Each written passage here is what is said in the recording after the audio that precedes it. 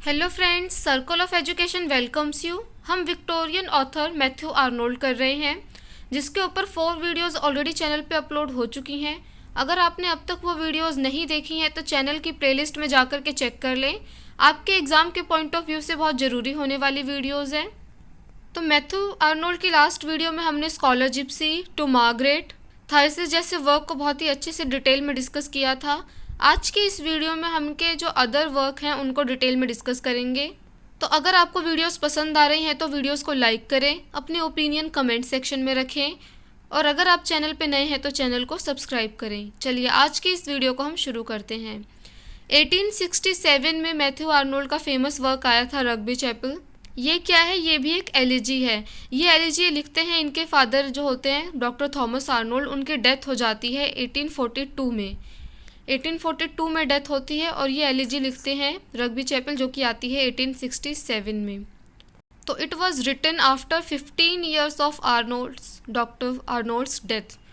तो जब हम बायोग्राफी वाली वीडियो डिस्कस कर रहे थे मैथ्यू आर्नोल्ड की, तब मैंने आपसे बोला था कि डॉक्टर थॉमस आर्नोल्ड जो हैं एजुकेटर के साथ साथ हिस्टोरियन भी हैं, क्योंकि इन्होंने जो एक बुक लिखी थी हिस्ट्री के ऊपर, वो क्या थी? A history of Rome.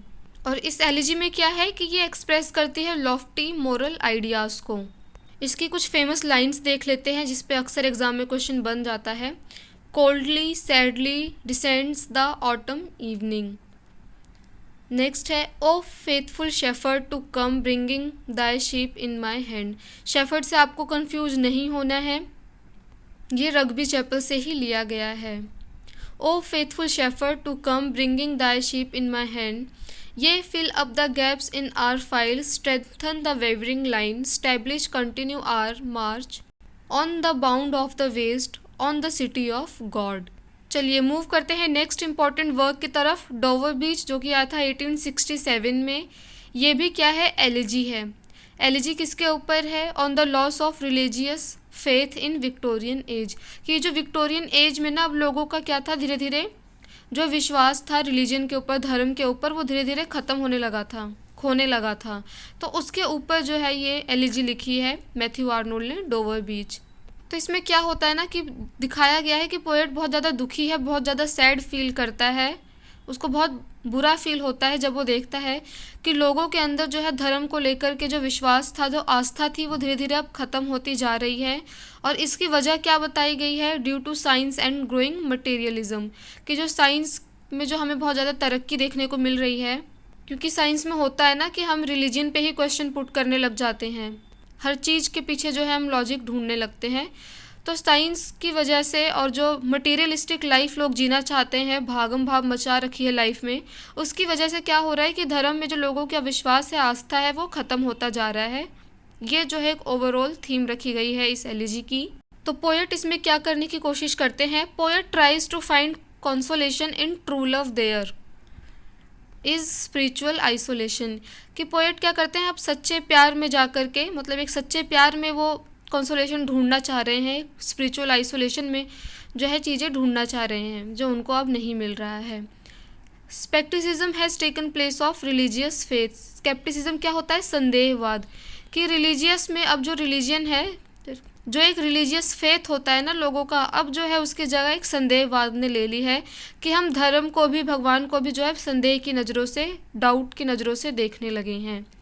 Arnold जो है सी को रिलीजन से कंपेयर करते हैं। इसमें कुछ फेमस लाइन्स है, आइए देखते हैं। The sea is calm tonight, the tide is full, the moon lies fair, ah love let us be true to one another, for the world which seems to lie before us like a land of dreams, so various, so beautiful, so new। चलिए move करते हैं next work की तरफ, the 4 मर्मेन, जो कि आया था 1849 में। ये क्या है? ये बेस्ड है डेनिश फोक टेल पे। तो इसकी जो थीम है बेसिकली क्या है? फोक टेल है। इसकी अगर स्टोरी की थीम की बात करें, आपने जिक्र सुना होगा मरमेड। मरमेड क्या होती है? जलपरी होती है। वैसे यहाँ पे मरमेन जो है वो क्या है? जलपरा है, आप कह सकते हैं। तो मरमेन एक इमेजिनरी सी क्रिएचर के तौर पे दिखाया है पोएट ने यहाँ पे, कि जो ह्यूमन बॉडी की शेप में है, जैसा कि यूजुअली दिखाया जाता है कि जो ऊपर का हिस्सा होता है, वेस्ट से ऊपर का, वो होता है इंसान की तरह, और वेस्ट से नीचे का जो हिस्सा होता है उसको मछली की तरह, फिश की टेल की तरह जो है दिखाया जाता है। तो सेम ही जो है यहाँ पे करेक्टर दिखाया गया है मरमेन का ही, कि वो जल परा है। इस वर्क में मैथ्यू आर्नोल्ड ने रिलेशनशिप दिखाया है एक मरमेन और एक विमेन के बीच में, यानी एक नॉर्मल विमेन है हम लोगों जैसी, जो इंसान है, ह्यूमन है, उसका जो है रिलेशनशिप दिखाया गया है एक मरमेन्स के साथ।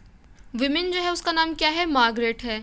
तो स्टोरी में होता क्या है कि जो मार्गरेट होती है ना, वो शादी कर लेती है किससे, मरमेन से, और साथ साथ ये लोग बहुत ज़्यादा खुश रह रहे होते हैं, बहुत टाइम स्पेंड करते हैं, एक लग्जीरियस और अच्छी लाइफ जो है मार्गरेट जी रही होती है।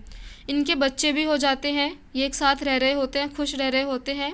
कुछ टाइम बाद देखने को मिलता है हमें कि जो मार्गरेट है ना, उसको चर्च के बेल की आवाज़ सुनाई देती है। तो जब उसको चर्च के बेल की आवाज़ सुनाई देती है, वो उठती है, जाती है चर्च में प्रेयर करने, और वो प्रेयर करने जाती है ना जब, तो उसके बाद वो वापस अपने घर आती ही नहीं है, मरमेन के पास वापस नहीं आती है।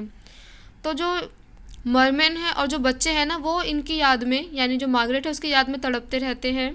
इस पोएम में जो मरमेन की फीलिंग है ना कि वो अब पीछे रह गया है, अकेला रह गया, उसको दिखाया गया है। और चर्च बेल को ना यहाँ पे एज अ सिंबल यूज़ किया गया है। चर्च बेल किसको सिंबलाइज करता है, कॉल ऑफ रिलीजन को सिंबलाइज करता है। बेसिकली यहाँ पे दिखाने की ये कोशिश की गई है कि जो भी अपने रास्तों से भटक गया है, या फिर जो गॉड का क्रिएचर है, गॉड के अकॉर्डिंग जो चीज़ें होनी चाहिए वो नहीं हो रही हैं, रिलीजन से हम भटक गए हैं और नेचर के अगेंस्ट जाके अगर हम कोई चीज़ कर रहे हैं, तो ये सब सुधारने के लिए जो है वो हमें धर्म का ही रास्ता अपनाना पड़ेगा। इसीलिए चर्च बेल यहाँ पे दिखाया गया है और उसको एज अ सिंबल यूज़ किया गया है रिलीजन के लिए। तो आज की इस वीडियो को हम यही कंप्लीट करते हैं। अपकमिंग वीडियोस में इनके जो क्रिटिसिज्म के वर्क हैं हम उनको कवर करेंगे। उम्मीद है आपको वीडियोस पसंद आ रही होंगी, नोट्स समझ आ रहे होंगे। आपके जो भी ओपिनियन है कमेंट सेक्शन में रखें, और अगर आप चैनल पर नए हैं तो चैनल को सब्सक्राइब करें।